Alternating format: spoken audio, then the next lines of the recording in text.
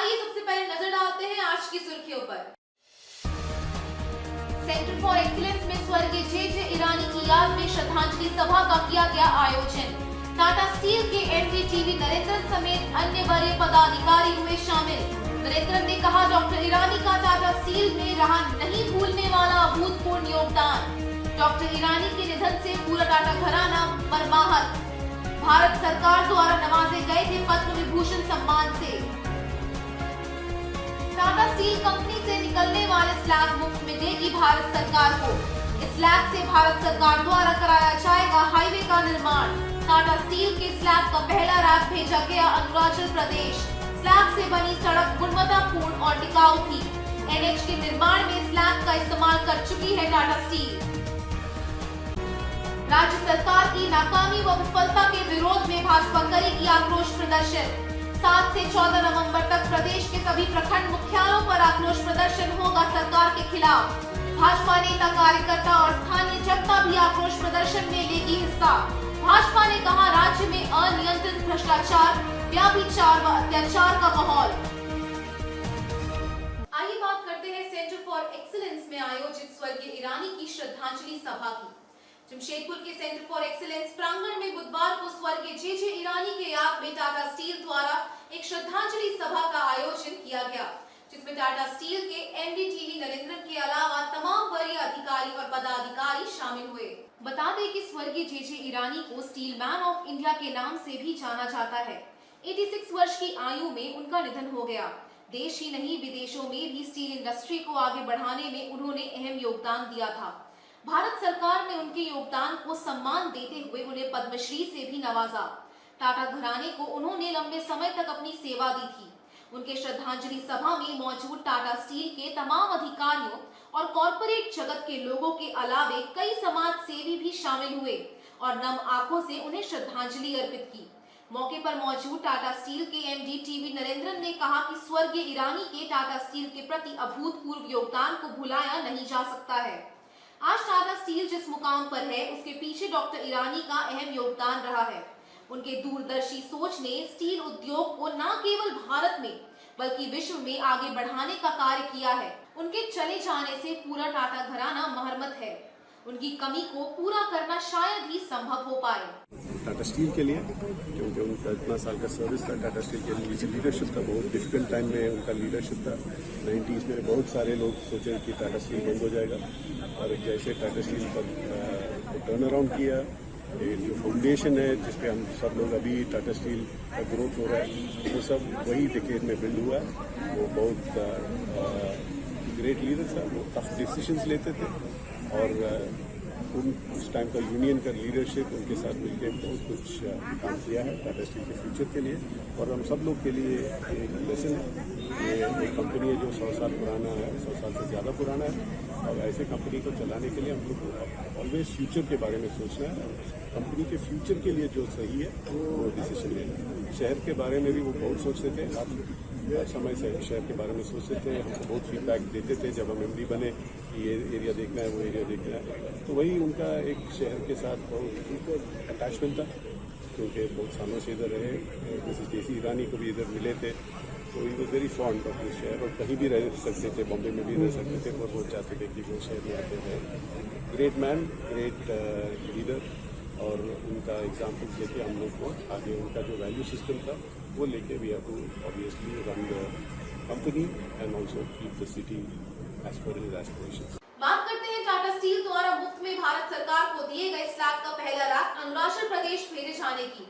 Jamshedpur Tata steel से निकलने वाले स्लैग को अब टाटा स्टील मुफ्त में भारत सरकार को देगी। इस स्लैग द्वारा हाईवे का निर्माण किया जाएगा।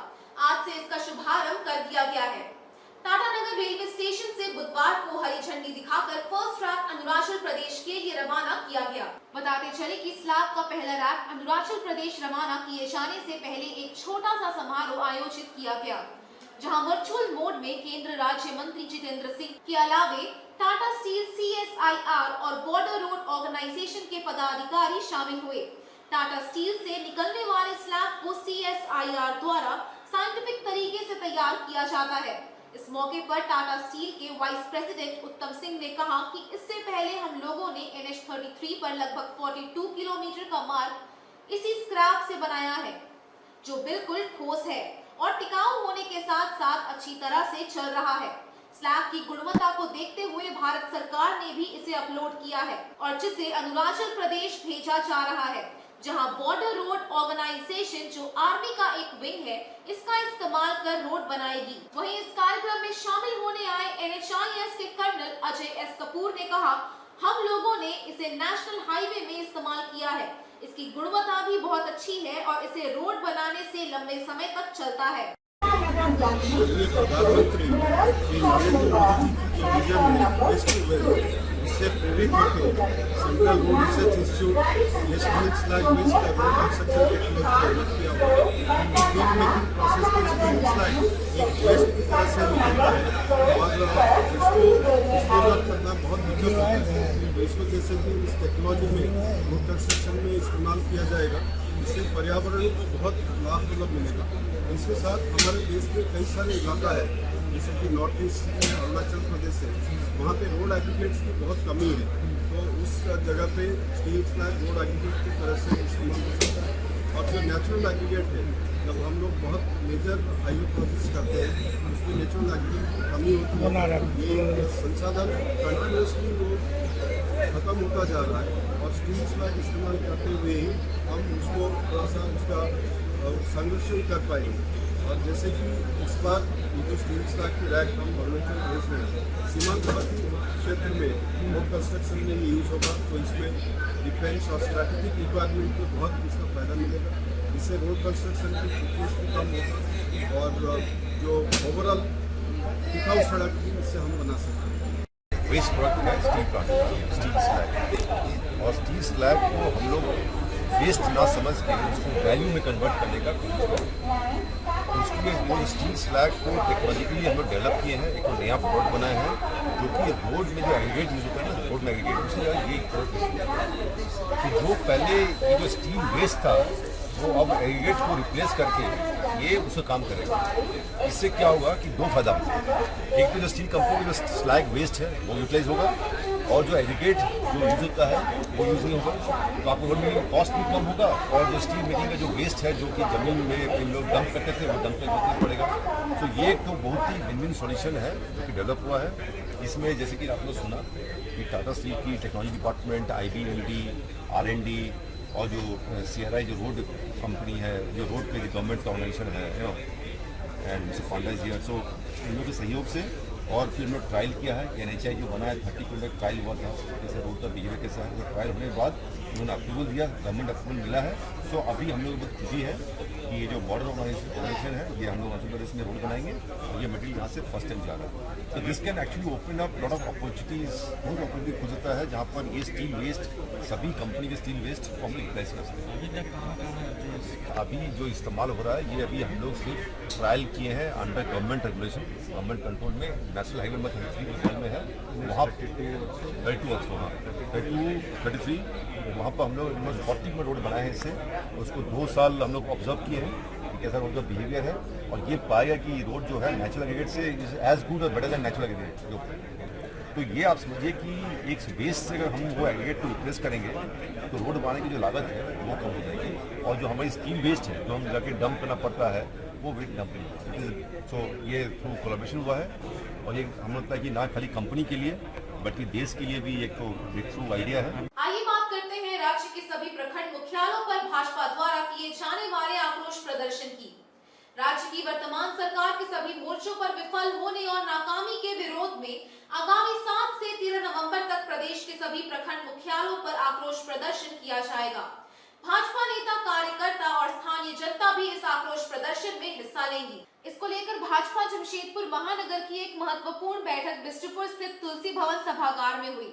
इस बैठक में राज्य के पूर्व मुख्यमंत्री रघुवर दास, सांसद विद्युत वरण महतो, भाजपा नेता और पूर्व IAS अधिकारी JB तुविल, प्रदेश कमेटी से रीता मिश्रा और भाजपा जिला अध्यक्ष गुंजन यादव समेत प्रदेश पदाधिकारी, प्रदेश कार्य समिति सदस्य, पूर्व जिला अध्यक्षगण, जिला पदाधिकारी, मोर्चा जिला अध्यक्षगण एवं सभी मंडलों के अध्यक्ष मौजूद थे। बैठक के बाद पत्रकारों से बातचीत करते हुए जिला अध्यक्ष गुंजन यादव ने बताया कि राज्य की वर्तमान JMM कांग्रेस और आरजेडी की गठबंधन की महागठबंधन सरकार पूरी तरह असफल है।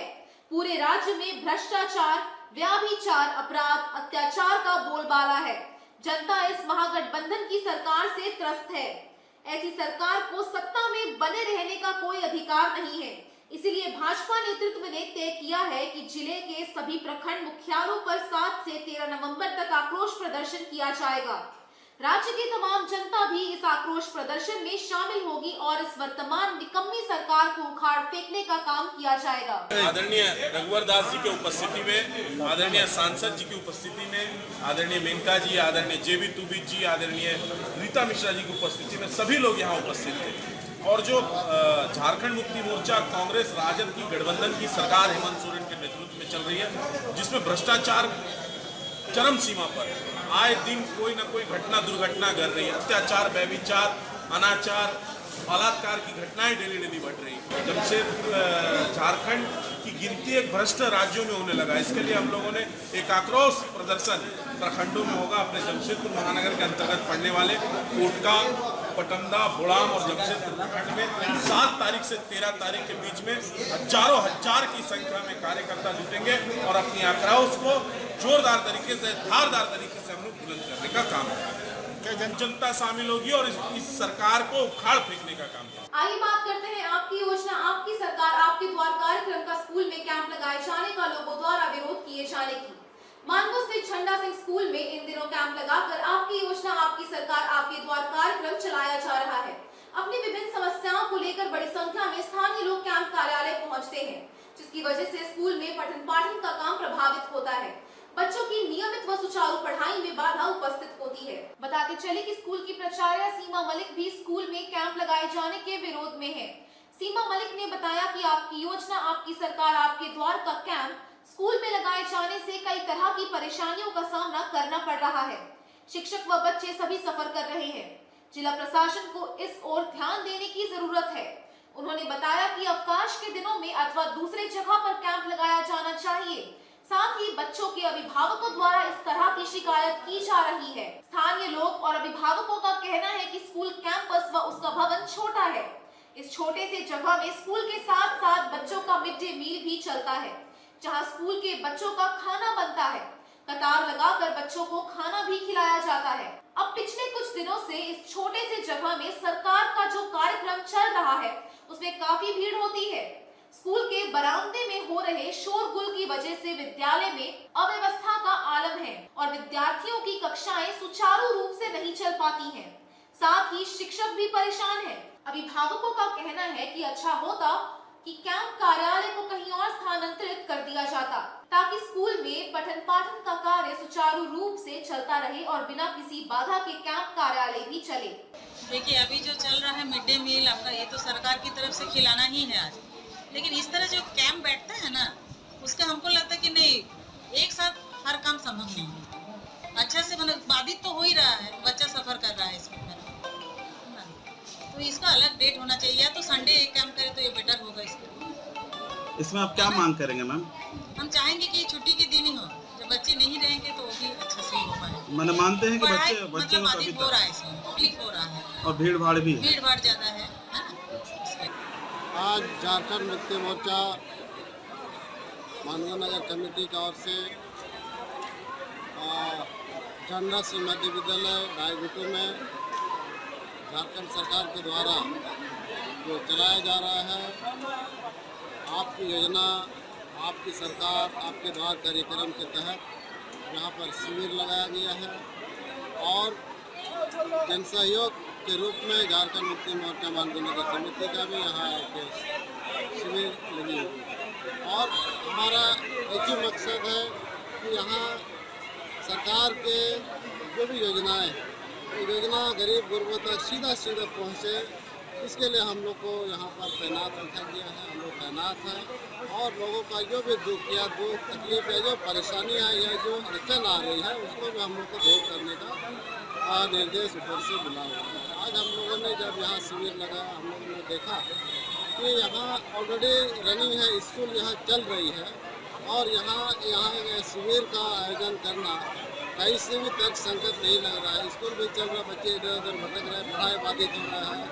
और मिड डे मील का भी टाइम है। तो ये सारे चीज़ यहाँ पर विधि व्यवस्था और अव्यवस्था का आलम यहाँ पर हम लोग को देखने को मिल रहा है। इसलिए हम लोग चाहते हैं कि कृषि मैडम को कम से कम इस तरह का चीज़ें उसको संज्ञान में लेना चाहिए, ताकि हम झारखंड सरकार का हम ये कभी नहीं चाहेंगे कि किसी भी कार्यक्रम को, किसी शिक्षा को, संस्था को या पढ़ाई लिखाई बच्चों का भविष्य को इस तरह का कुंठित करते हुए हम अपना कार्यक्रम को चलाएं। ये झारखंड सरकार का उद्देश्य नहीं है कि आगे जो भी कार्यक्रम होगा स्कूल में ना करें, ऐसा जगह करें शांति के माहौल में कार्यक्रम करें, स्कूल बाधित ना, इस पर ज़्यादा से ज़्यादा जोर देना चाहिए।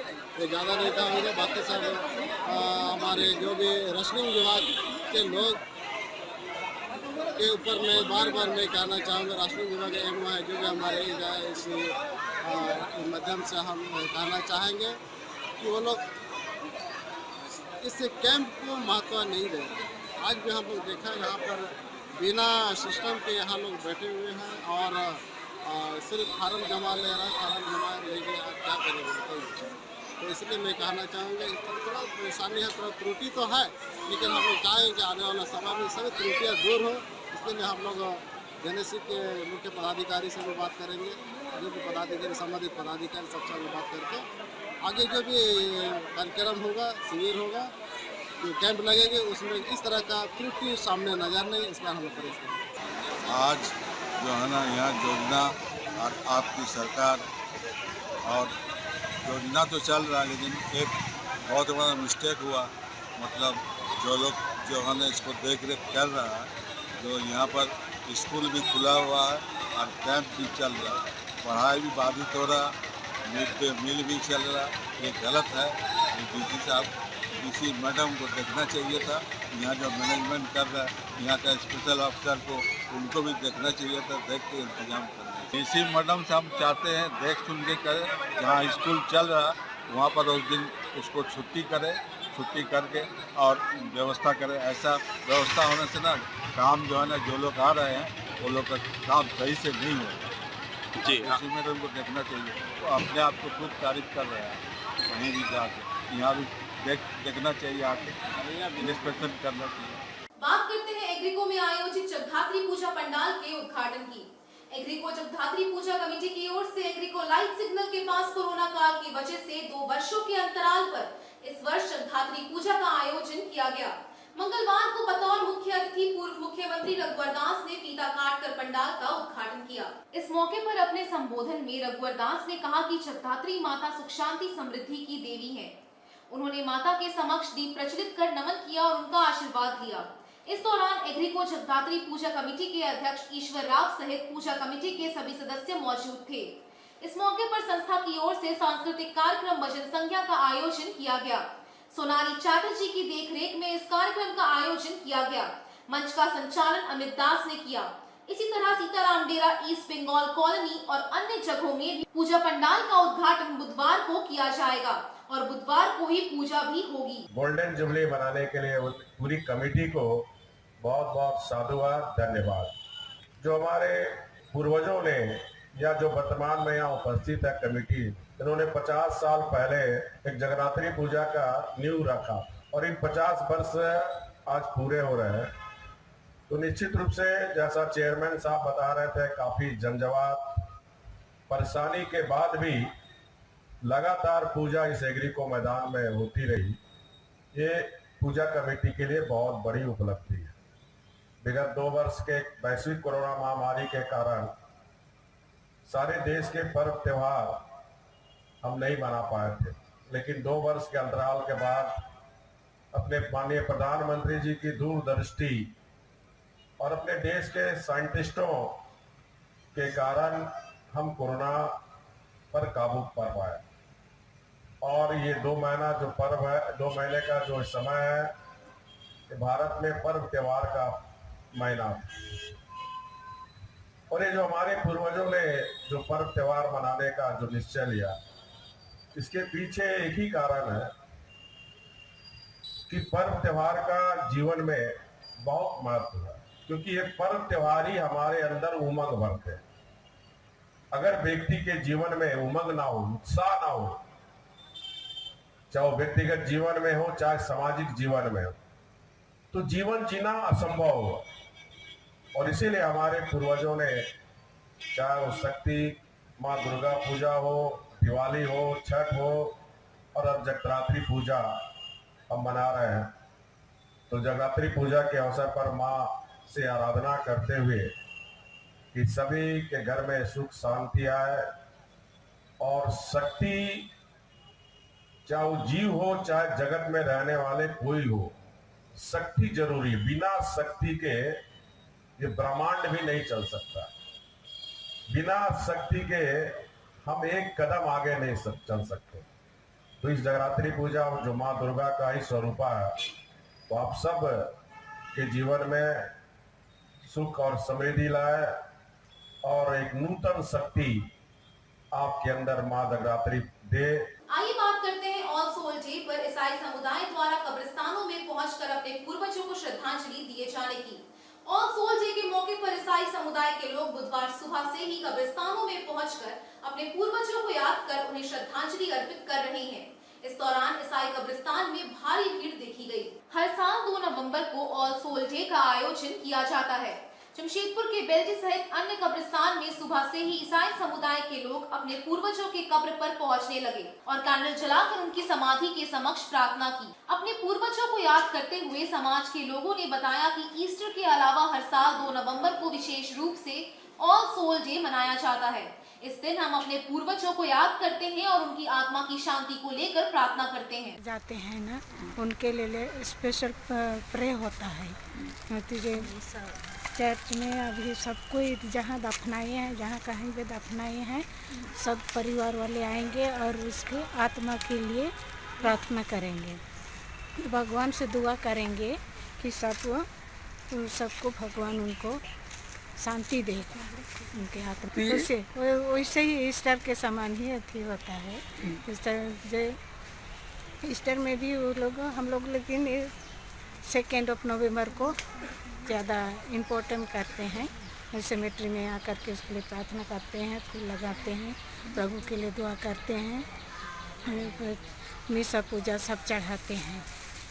आज के सोल डे में हम लोग जो भी अपने परिवार के जो डेथ कर गए हैं उनको याद करके आज उनको कैंडल फूल वगैरह सब चढ़ाते हैं और आज उनका दिन में प्रे करते हैं। हम लोग सब आते हैं, मास होती है इधर, फादर आते हैं और बस उनको याद करके उनकी आत्मा की शांति के लिए हम लोग प्रे मनाते हैं। आज के इस बुलेटिन में बस इतना ही। हम फिर हाजिर होंगे कुछ और नई खबरों के साथ। तब तक के लिए SSCN न्यूज की पूरी टीम की ओर से मुझे दीजिए इजाजत। नमस्कार।